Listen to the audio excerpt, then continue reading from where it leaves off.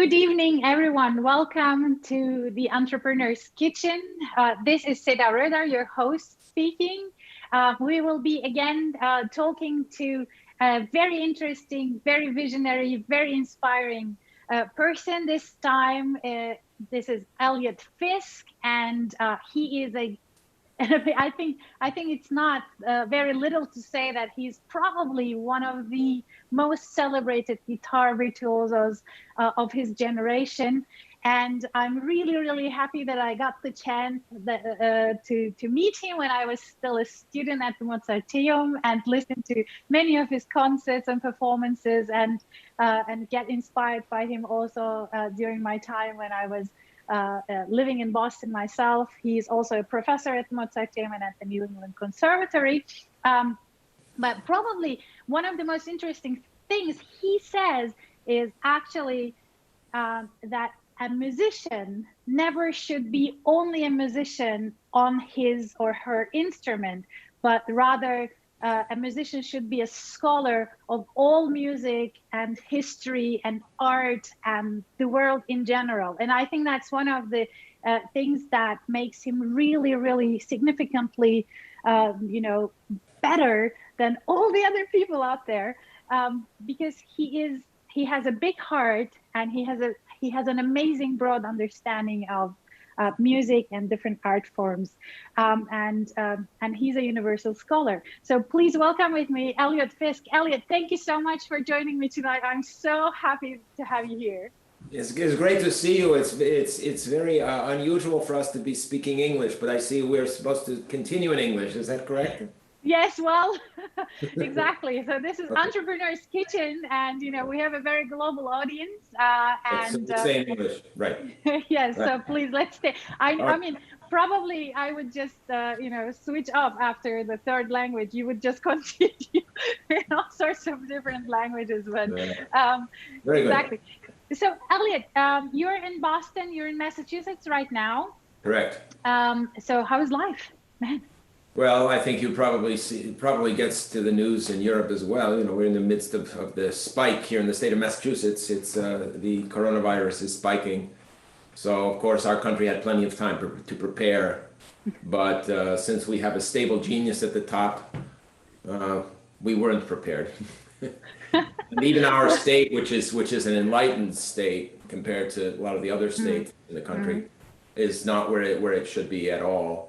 And our entire economy really depends upon getting this thing under control, because, of course, we're kind of, if not the international intellectual capital of the world, we're certainly the place in our country where there are the most universities per square foot, and we totally depend on the students being able to come here and be safe and study, and we depend on this wonderful mixture of people from all over the world, and we really are a free marketplace of ideas here still. So this virus is really frightening for us, of course. And we are getting very creative. We're learning a lot of things. Myself, the very first thing I do when there's a problem, as a lover of classical music, I think we look to the geniuses of the past.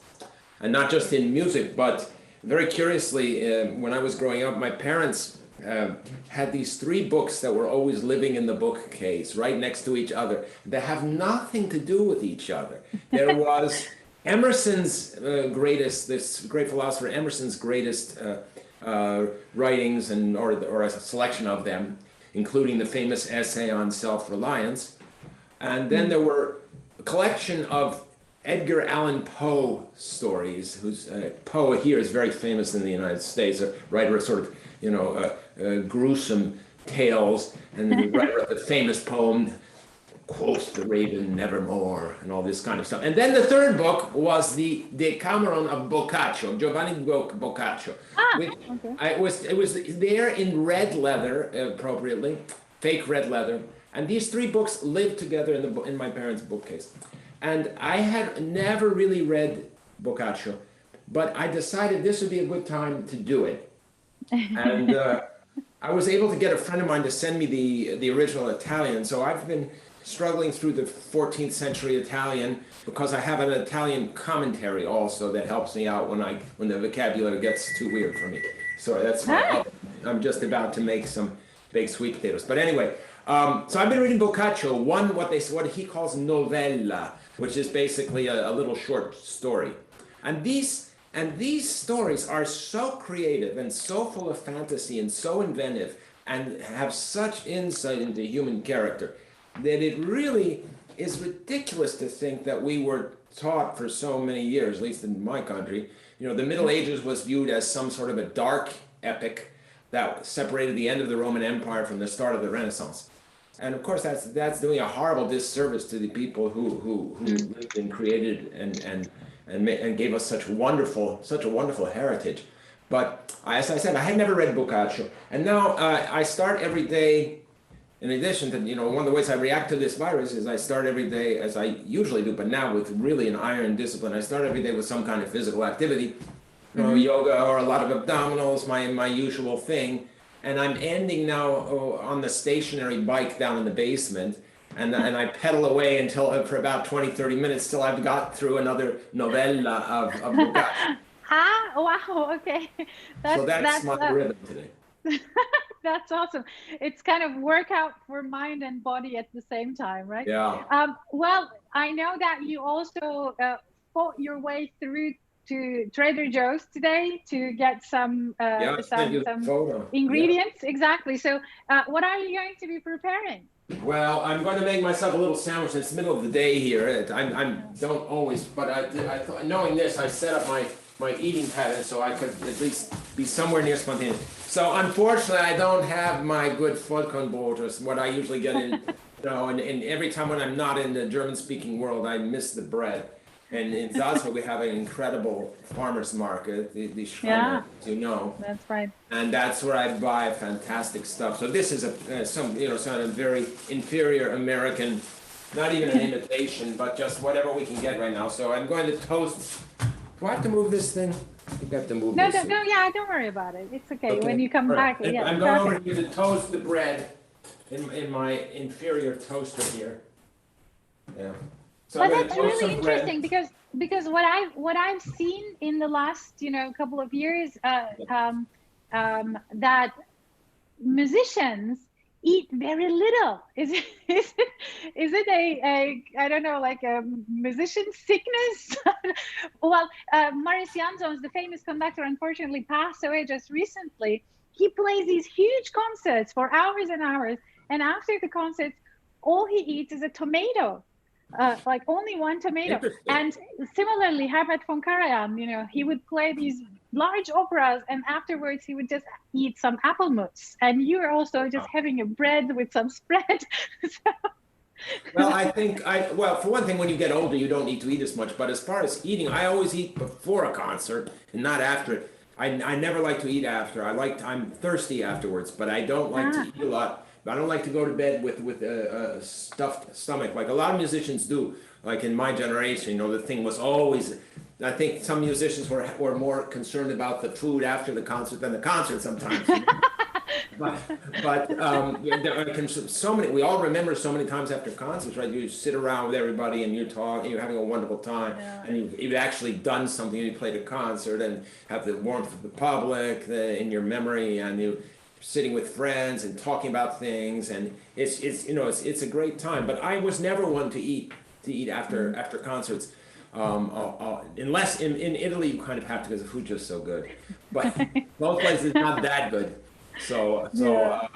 I will be doing some chocolate fruits actually. So I have some kiwi.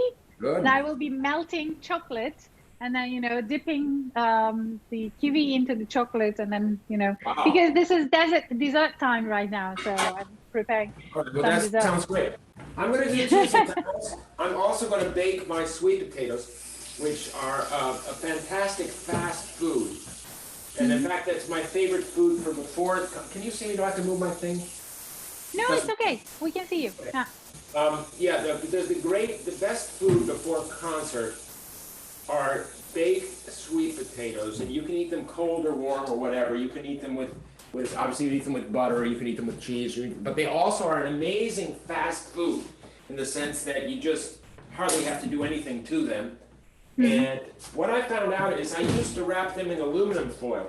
But then I got to realize that aluminum foil is actually something you really don't want to bake next to food. I don't know why for so many years. So I got this stuff, which is, what's it called, parchment paper. And now I wrap the sweet potatoes in the parchment paper. And they cook even better than with the aluminum foil. I don't know, somehow slower or whatever, I don't know. Excellent. So that's pretty cool. This toaster is so cheap and small. Piece of bread, I have to turn the piece of bread and toast it a little bit more. So anyway, well, I know that you were teaching before this. Yes, I just was. I was teaching in Salzburg. Exactly. So this is like your break at the same time. So you're allowed to eat and prepare. Let me just mention to the people watching our stream tonight that if you guys want to ask Eliot a question, please tune in to Slido, and we have the event code 67969. 67969 is our event code. So if you guys want to ask Eliot any questions, feel free. And the first question already is there, Eliot. How come that you know so many languages? Oh well, when I was. Let me say this, in America, we were famous for being terrible with foreign languages. I mean, we didn't speak any. And it's funny, I was on tour with the Arditi Quartet about a year and a half ago. And Irvine asked me, he said, so tell me, are you still proud to be an American? Oh, wow. And at that point, I still was, but I think now it's kind of it's gone too far. I don't know if I am anymore, but I remember what America used to be like, and I'm proud of that. Well, I'll tell you, when Barack Obama walked out into that park in November 4, 2008, that was literally 40 years and a couple of months after Martin Luther King had been murdered. 40 years in the wilderness. 40 years in the wilderness. And Barack Obama walked out on that stage and said, "Change has come to America." And that was probably my proudest moment of being an American. It's obviously not, it's gone downhill from that, obviously. But anyway, as a kid, my father was a university professor, and he had a wonderful colleague he loved in the city of Lund in the south of Sweden. And so he had an exchange one year with this colleague in which we switched everything. We lived in their house, they lived in our house. My father taught at the university in Lund in Sweden, which is very near to Malmö, which is just across the strait from Köpenhamn, from Copenhagen. And so my parents, naturally, we had to live together in Lund, and there was no English language school. The nearest one was Copenhagen. There was no way I could go to that. So they just stuck me right into an elementary school, totally in Swedish. And I had never. I knew I think I knew how to count in Spanish at that time, and that's all that I knew about foreign languages. So the first day at school in Sweden, this was 6th grade. So naturally, the kids had a little bit of English. They had more English than I had Swedish, but I just couldn't understand a damn thing. And I was in school, all day. By the way, I'm starting to make this sandwich, which I start with hummus. Yeah, I'm also making my chocolate. Am I supposed to tell what I'm doing, or you don't really care? Anyway, I'm making this sandwich with hummus and goat's cheese and apple. Anyway, so I was put into this Swedish school, and sink or swim. So the first semester, I was totally faked out. But obviously, as kids are, by the end of the year, I was completely bilingual in Swedish. So that's how I started with that. And I remember being on a family trip and being I think we were in Paris or something during this year. And I remember the Americans at that time were so wealthy. The dollar was just incredibly powerful. Europe was recovered from World War II, but Europe was, in 1967 or 66, whatever that was heaven. You can't imagine. It was so magical. There was not too much traffic. life was not as hysterical as it later became. It was such a golden era. They had come out of the horror of World War II. They were rebuilding. It was a magical time. And I noticed that all my father's friends, all my father's colleagues, all these Swedes spoke this incredible English. I said, my God, how is it that these people speak this English and they're reading Charles Dickens in English? My God, this is unbelievable. You know, my friends of Harvard colleagues, Dickens is hard for us. I said, they're reading it in English? That's amazing. So anyway, I made it a point of pride that I would learn Swedish perfectly, which I did. Unfortunately, in the last half century, I've hardly spoken it. The last time I spoke Swedish with that degree of talent was, my voice hadn't even changed. So I can still pronounce Swedish well enough that people think I really speak it. But it's of course, if you have German and you have English, you can read any Swedish newspaper if you have some residual knowledge of Swedish. So there are questions already coming in. So go ahead. One of the next questions is, what is the most important thing for young people when they start with music? That love of music. Yeah. Love of music, and I don't, for me, music was never a choice. It was not like something I had in the sense that my parents were not at all ambitious for me. My parents really would have preferred I didn't become a musician, because they knew just how hard it is. It's a difficult way to make a living.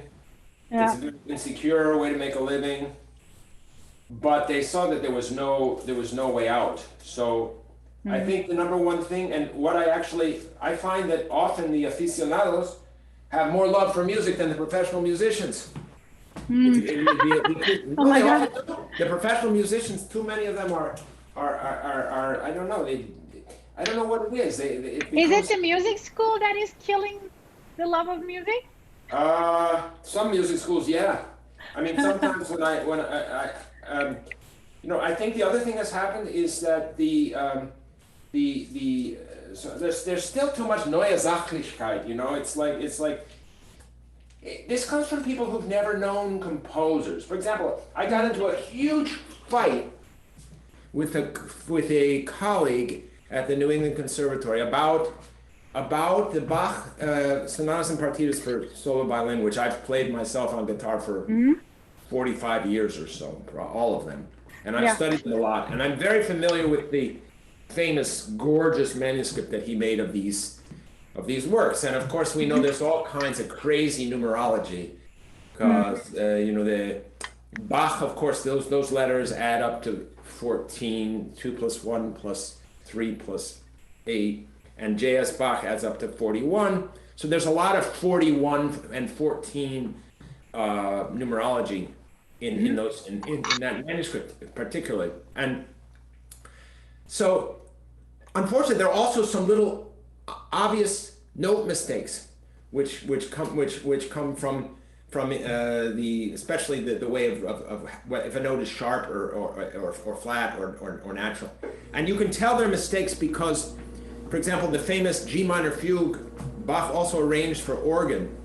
And you can check some of the notes against the organ version where they're in question.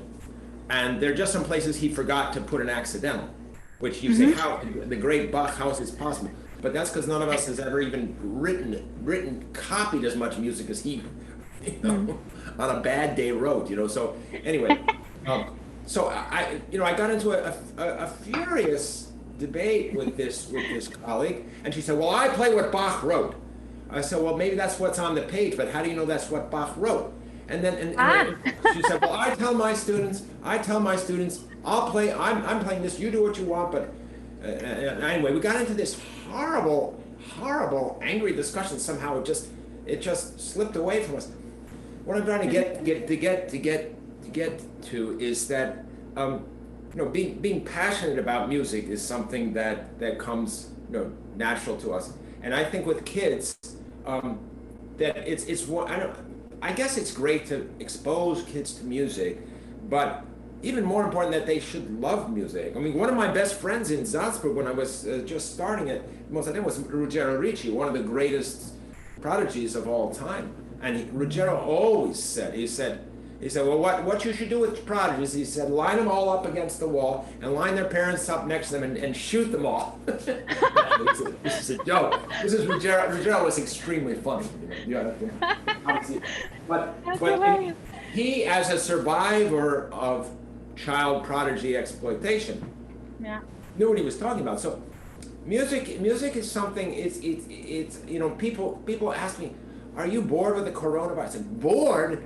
There are not enough minutes in the day. There's so many things I want to do. Life is so short. I have enough ideas for 10 lives, let alone one life. Yeah, absolutely. So how could you be bored? I can't understand boring.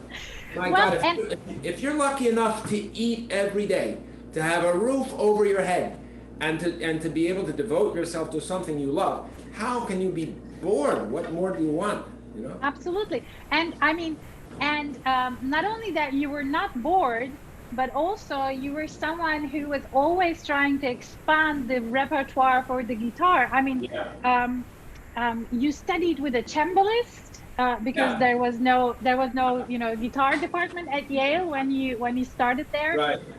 You studied mathematics just right next to playing the guitar, because I know that one of your former teachers was writing down like spreadsheets for practice for you. I wouldn't say I studied mathematics particularly, but I did study a lot of other things, of course. And what you're referring to, this is a wonderful story, actually. When I got back from Sweden, I finally got a good guitar teacher, because I had started guitar because, again, another coincidence. My only brother had Down syndrome, and you have to realize he was born in 1957, so that's a long time ago. And the treatment of people with handicaps was just way worse than it is now, and especially in America. And so my mother thought that something we could do as a family would be to sing songs and strum a guitar. Well, that never happened, but because of that, my father came home one day with a guitar and a banjo, and he got the two instruments for $100, and they're probably two of the worst instruments that were ever made on planet Earth. I mean, they were horrible. So I started on the banjo, and that lasted about a month. And then I was teaching myself guitar. I was 7 years older, so I'm teaching myself guitar. And my mother noticed this. It's, after 3 months, I still am trying. And I remember my mother asking me, "Would you like lessons?"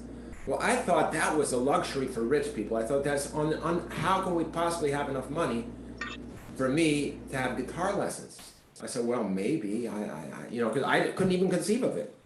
And so I started with a teacher who was a very nice man, but not at all a rigorous teacher. But when I got back from Sweden, I got this taskmaster. This was an engineer at IBM, professionally, who had always loved music, wasn't able to have a career because he had a family to support. But he was one of the smartest people I've ever met, and one of the most demanding. In fact, he's the only guitar teacher I ever had.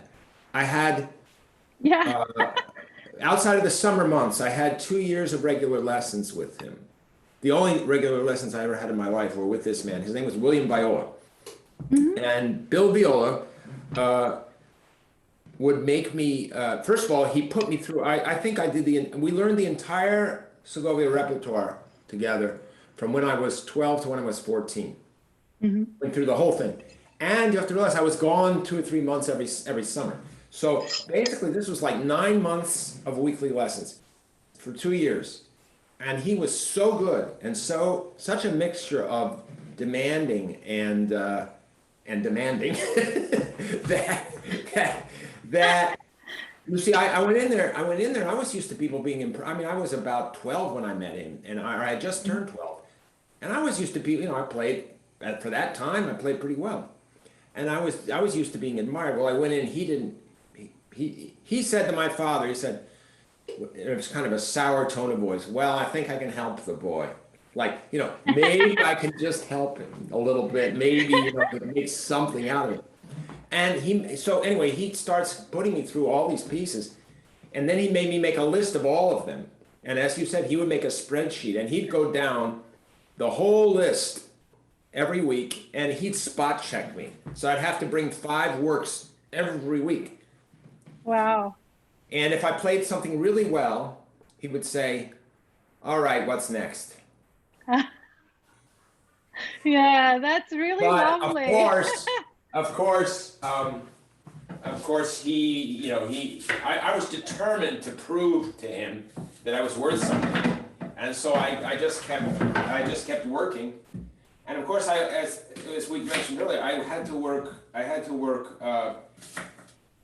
without getting any credit in school ever for guitar playing. So by the time I got done with Bill Viola, I was kicking myself out of bed at 5 in the morning to practice. Not my parents. My parents would say, "Why don't you lighten up? Why don't practice so much?" You know, especially my father would say, "Don't practice so much." That's awesome. So I was awake by 5. I was practicing by 5:15. I practiced for 2 hours. I ate breakfast from 7:15 to 7:30. I ran down the street and got on the school bus and went to school. And all of this with self-motivation. Only. Yeah. I had well, my parents were wonderful. They were wonderful to me, and they knew it was important to me. But my father, my father said, "Look, I'm not going to pay for a music conservatory. So you better apply to a liberal arts school." So I said to him, "Well, where do you think I should apply?" He said, "Well, I think you should apply to Yale, Harvard, Princeton, Penn, Cornell, Haverford." So I applied to all those places, and the one that had the best music school by far was Yale. So I said, "Well, I'll go to Yale." And I said, "I'll go to Yale because I didn't really like it when I visited it." I said, "I don't really like this place, but this place is a challenge." Yeah. And so I went there, and I would say I had a mixed experience there, but I did meet some fabulous people. Among them, the wonderful composer Robert Beezer, and my professor freshman year was Kerala Snyder, who you know is the world's Buxtehude authority #1. Mm-hmm. So we had some fantastic people there. And also Kirkpatrick, right? I mean, well, that was the most amazing thing of all, because in February of 1974, I had the occasion to meet Andres Segovia for the first time, and who had been my idol, my mentor, my absolute idol, and he became really my mentor, along with Kirkpatrick, who I met within a week. I mean, in 1 week's time, in February of 1974, I met these 2 geniuses, and they had profound influence on my development, and especially Kirkpatrick, because of course, by the time I met him, he was going blind. And Kirkpatrick was just maybe the most intelligent human being I've ever met. He was just unbelievable. And he basically knew about 1,000 years of European culture, not just music, culture. He had an immense knowledge of visual arts, and had read all the important treatises of the Baroque era in the original languages. That means Italian, French, Portuguese, Spanish, German, I don't know what else, unbelievable. And it's incredible. He knew what was in them, And so, anyway, I started studying with Ralph, and that was amazing, because he had no pity at all for the guitar. And I remember the first time I met him, I had walked across the Yale Old Campus with a very heavy guitar case. And I walked for about 20 minutes. I got to his office, and I sat down and played the lute version of the 5th Bach cello suite. And he complained. He said, "Well, some of your trills collapsed. I was thinking your trills would collapse too. You had these like 4th finger trills with everything else down. I'm glad I could fucking get through the piece, let alone." That's hilarious. Anyway. Well, let me once again mention the code. Questions are coming in, but just in case people are jumping in right now, it's Slido 67969. So if you guys have any questions to Eliot Fisk, this is the time to ask. Eliot, but I mean, when we think about education in general, also nowadays, do you think that we are in some sort of a crisis? Because it sounded like, Actually, no. I think that, it depends on the school. I think the New England Conservatory is a wonderful, wonderful, amazing school where the teachers are just phenomenally interested in their students, are phenomenally dedicated to their students, are unbelievably devoted to the excellence of their students. And I think we have some people at the Mozarteum that also fit into that category. I think for me, it's more pronounced perhaps at the New England Conservatory, but certainly there are great colleagues all over the world doing incredibly important work. I've always encouraged my students to be as combative as possible. So I never will accept that they accept something just because I said it. On the contrary, I don't want them to accept it just because I said it. I want them to challenge me. I always tell them, if you can't challenge me, how are you ever going to survive in this world that doesn't have enough respect for music as it is? So you better be able to challenge me, and I better be able to defend what my position. If I can't defend my position, maybe there's something wrong with my position. So I said, come on, let's have at it, you know? Yeah. Well, let's talk about actually a very crucial thing you are mentioning right now, and that is the importance of arts and culture and music, you know, and film and photography. Yeah. In our lives as human beings. On the one hand, you know, this corona crisis shows that I have seen a meme where it said, you know, try to survive the corona crisis without a book, without movies, without, you know, music, without taking pictures and art and looking at art. On the one hand, we have this huge urge to be surrounded by art. On the other hand, we think nobody wants to pay for it. Yeah, exactly. So what do you think about this dilemma? Well, I think a lot of things about it. I've thought about it a lot in all my life. One of the things that I'm very upset with the music schools of the world is that they haven't done a better job creating an economic future for the students. We just kind of push it under the rug, you know, what the students are going to do and what kind of life they're going to have and how they're going to live and all this kind of stuff. And the other thing that I really detest is the star system, the so-called star system. I mean, I've known an unbelievable amount of really, really talented, brilliant musicians. And I certainly, you know, I'm in awe of a lot of them and all of that. But I still think that really, even for the most brilliant person, what you don't know is so far vaster than what you do know, that a certain humility is certainly welcome. On the other hand, in the world outside the musical, the musician's ghetto, let's say, we're not even a factor. I mean, we're not even. I don't even know that they know that we exist. So there's a lot of work that needs to be done to sort of, you know, for people to realize what a great deal classical music is. I mean, if you could even just purely economically, I mean, if you go to a Rolling Stones concert, you are not going to get backstage and meet Mick Jagger. But if you go to a classical music concert, you could probably get backstage and say hello to Yo-Yo Ma, for example. You probably can, you know? I mean, he's a lovely person, but you know, you probably can, you know, if you wait long enough in the line. I mean, I remember when Segovia was you know, such a legend as you can't even imagine. And I remember people would stand, you know, there'd be a 200-person line to sign programs. And he would sit there and he would sign, he was 90 years old. He would sit there and sign programs for an hour and a half. It was unbelievable. So I think classical music also it's a lot cheaper and it's a lot better from my point of view and a lot more interesting. Yeah, let's not compare the different you know, genres of music, but we don't want to alienate also people who you know. No, I'm just saying it's a great product. It's a great product that's really cheap. I learn a lot from the great pop artists, of course.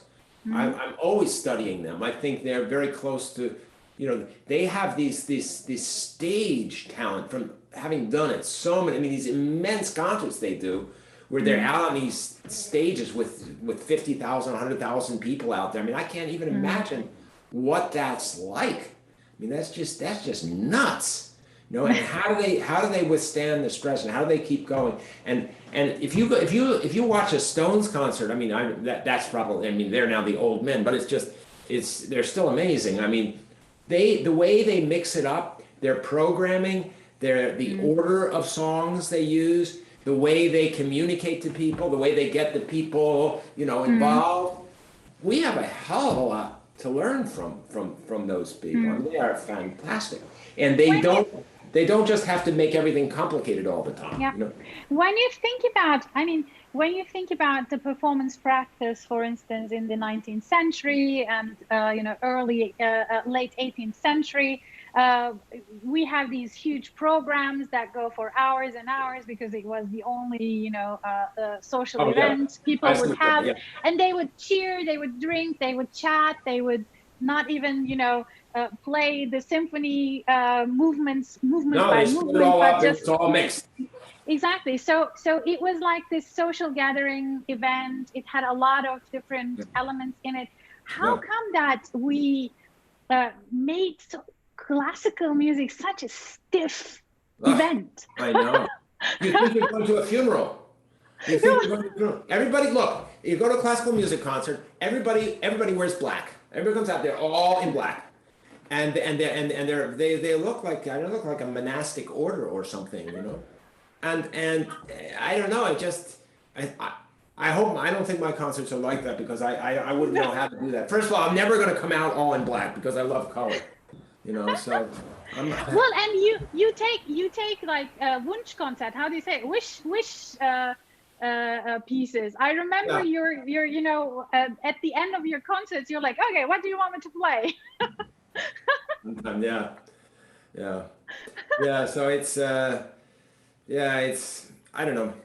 I think that this horrible thing that's happening now can bring us to enlightenment, or it can really spiral out of control down into something awful, and we have to do everything we can to hope that it leads to some form of enlightenment. But a lot of us, of course, are learning by force. I mean, I can't remember the last time I had a regular sleep pattern. I mean, I've basically been in and out of jet lag for the last, 40 years, you know. So I mean, I have no recollection of however many weeks it's been that I haven't been on an airplane in, let's see, we got out of Europe on the 13th of March. So it's 6 weeks without going onto an airplane, 6 weeks without jet lag. I can't remember the last time that happened. I have no idea. And I found that I actually wake up about the same time for the first time in years. So that's a pretty interesting experience. And a lot of other things, if we didn't have this gnawing anxiety all the time about what's happening, especially in Germany, or you're fortunate to have a pretty wonderful leadership, and we just our country is fractured. You know, we've nobody could do to us what we've done to ourselves. So I'm telling you, Putin is laughing his head off. Putin is having a ball because he couldn't have bought this kind of destruction for America. He couldn't have bought the weapons that would have done this to America, what America has done to itself. Wait, there are so many questions now coming in, Eliot, to you. So one of the questions is about what we've just spoken about. Is the classical concert dead? No, why should it be dead? Because it's the funeral. There's classical concerts dead if the performer it looks like he's death warmed over, or she. But if the performer has something to say and is saying it in an honest way and has love for music and humility before the Holde Kunst of music, of course these. I became a musician because I found more beauty and more truth telling in music, in the language of music, than I've found in any other pursuit I have ever attempted in my life. And I still feel that way. There's nothing, it's just like that, an die Musik, Schubert says, in wie viele grauen Stunden hast mich eine bessere Welt entrückt, and how many gray hours have you, noble art of music, brought me into a higher realm, a more noble realm. Got my gaze out of the gutter and focused me on the things that really matter in life. And these geniuses, an unbelievable percentage of them happen to be German speaking. I don't know why that is. I mean, how did these? You subtract 10 people. You subtract 10 people from the history of music, and I don't know what our lives would be like. I mean, we can all. However, on the other hand, I mean, that kind of music, call it consumption, call it attending to music, requires also skillful listening. Which is probably one of the most missing links in our lives at all today, because even in the business life, where I am allowed to wander around, as a musician, it's very, very interesting, because you see a lot of the communication issues have to do with the practice of listening, attentive listening, so how can you practice this? Well, I don't know. I myself don't go to that many concerts. Most of the concerts I go to are the ones I'm playing, but but I do go to other concerts. But I probably would be more interested in going to a concert of a non-classical artist, because I know the classical world so well. So it's like people say, well, what do you? I mean, of course, if it's somebody I really admire, of course I'm going to go, or especially if it's a friend of mine. But in general, I think the listener.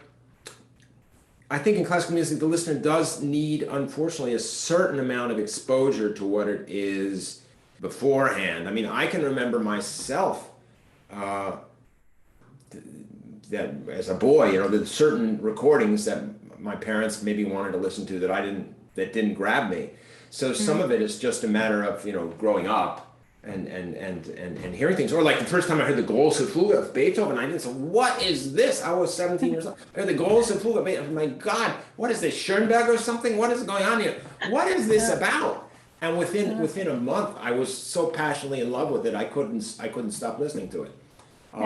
So there is sometimes with classical music a need to get to know it, and there are some pieces of classical music that will grab you immediately. I mean, Bach wrote so many, all of them, that you hear it, and anybody would get it. And then he writes Kunst der Fuge, which you really have to work at. I think if you don't know it, it's very difficult. And a lot of his other pieces also are very difficult. So I think all the great composers have also written for many different occasions, and they're not every work has to be Figaro, Zauberflöte. Mozart also, he had very learned music, and he had music that he wrote for the operas is probably more generally appealing. Although I would say Mozart only ever wrote opera. I think Mozart, all the piano sonatas, anything Mozart wrote was opera. Wow. By the way, my food, the chocolate coated kiwis. Wow. Very, very good. I bet. How is your food doing? I haven't had a bite of it because I've been blabbing away too much. I think it's time I had a bite of my sandwich. Yeah. Well, there is another question here. Name some of the young composers for the guitar you think will become next to Brouwers or Villa-Lobos.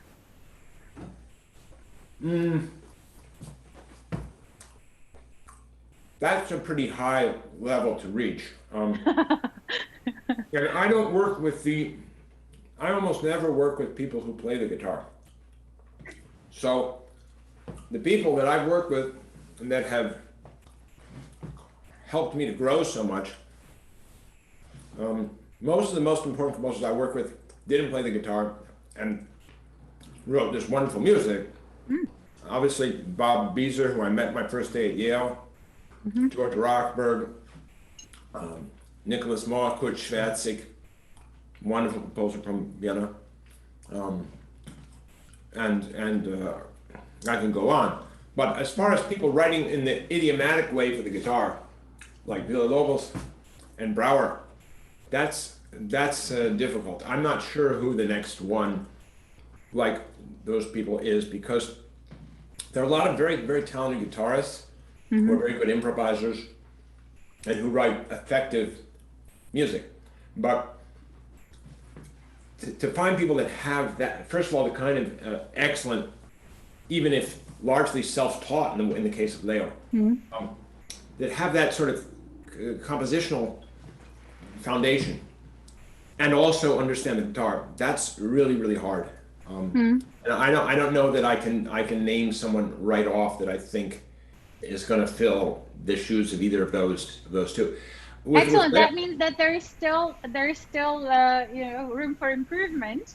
I want to jump to the next question immediately before we end. Because I know that you have to start teaching. The next question is, what is the one thing you would like to change about the physical makeup of a guitar? So if you were to innovate the physical makeup of a guitar, what would you do? Well, I already have changed many things by working with guitar makers. So I put a bit of an extension up at the upper end of my instrument. I consulted with them a lot about sound quality, trying to balance beauty of sound, projection, clarity, transparency. You've got all, when you're trying to make an instrument, you've got to balance these things that are kind of polar opposites, and you've got to hit the golden mean between them. And that's really, really hard to do. Basically, an instrument maker or a guitar maker has to be like Geppetto was with Pinocchio. Starts out with a piece of wood and becomes human. This is what a great instrument does. So it's very, very difficult thing. The one thing the guitar obviously needs, and I think this is not going to come from guitar construction, but from a really fine technology, I mean, is a really lightweight, easily transportable form of amplification that really works in a reliable way. We have much better amplification than we used to have. And there are people who build pickups into guitars and things like that. But it's up till now, it's a bit, that's the most cumbersome thing. That's the only thing I miss when it comes to the guitar. And I don't miss it when I'm playing at home. It seems playing loud enough. But when you get out on stage and you're playing as a soloist with the orchestra, there's really no way out of amplifying. And it's very hard to get the amplification really as pristine as you'd like it, in a big hall. And so that's the one area that I think it would be great to have some really significant improvement. But as far as the instrument itself, for what I need it to do under most circumstances, I think we made a lot of progress. And you're always going to have the polar opposites of sheer volume or quality of sound. I mean, you've got to hit the golden mean on that. I remember Ruggero Ricci had this fabulous Guarnerius, the Huberman Guarnerius. And of all the instruments I've ever heard in my life, that instrument was just beyond belief. It could do anything. We could do the wildest contemporary music on it, or all the way back to Bach, Paganini, anything. That instrument could do anything. I think Midori bought it from Röder. I think she has. Awesome. Yeah. Well, we're actually at the end of the show, and that means that it's time also for a joke. Don't ask me. I'm not mine especially, but you may have one. I don't really have a joke. But no? I have a wonderful story that's very fun. Excellent. Maybe I can substitute that because I'm not a good joke teller. But this story is amazing. And this story actually comes from Ruggero Ricci, the great violinist. And he was an incredible character, a real personality. And I mean, he was, for me, a wonderful colleague because he told me about many violin pieces that I should be stealing, including Rothberg's Caprice variations, the 51 variations on the Caprice 24 Paganini, which I stole for the guitar about 25 years ago. But anyway, Ruggiero told this story about how one time he was practicing in one of his many houses that he had during his long life. And he said he had a very thick practice move done. When you have a thick practice move done, you can't hear a damn thing. So I was practicing away, and there was a knock on the door. And this very distinguished gentleman said to me, he said, "Would you have the decency to desist with the music making? It's bothering me."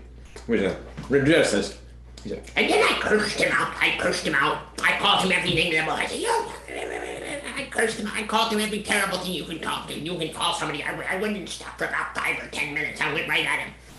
And at the end of it, he says to me, "You are a nasty little man, aren't you?" And I said, "Yes, I am. Yes, I am."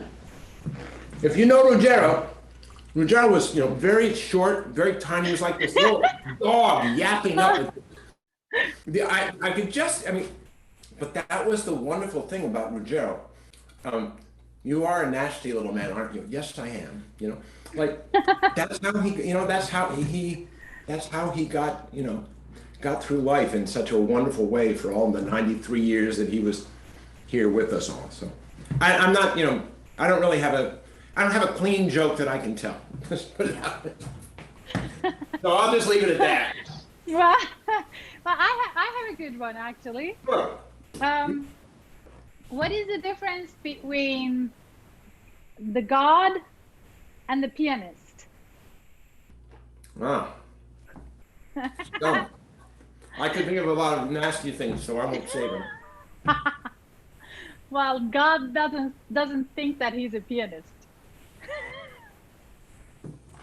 That's very good. I figured it would be something like that. Well, I was digging up all my musician jokes, and I was like, you would like this. And you can of course apply this also to the guitar players, probably even more fittingly. Yeah, guitar players is a whole different repertoire of neuroses. Well, Eliot, I want to thank you so much for joining me tonight. Pleasure. You stay on the line for a few more minutes because this is our 30th episode, guys. And we will have a little, after show party. And I want to thank you all. I can't believe, we made this 30 times now. Since the lockdown started, and tomorrow night I have another musician on the show, and I'm looking forward to her, B.P. Wolfe, and she's going to, talk about her art, and she's actually from the pop realm of things, so it's going to be a little bit different, and we will also talk about art in the context of healing, music in the context of healing. She has beautiful projects, one of them called Orange Juice for the Ears. So I'm truly looking forward to her. And I want to thank you once again, Eliot, for taking the time of your busy schedule, between Zoom calls and teaching online. And this was a delight. I don't know what else to say. Thank you so much. Just stay on the line while I'm switching off the stream. Bye-bye, guys. See you tomorrow at the Entrepreneur's Kitchen to spice up your mind. I love our new code. Cool. How do I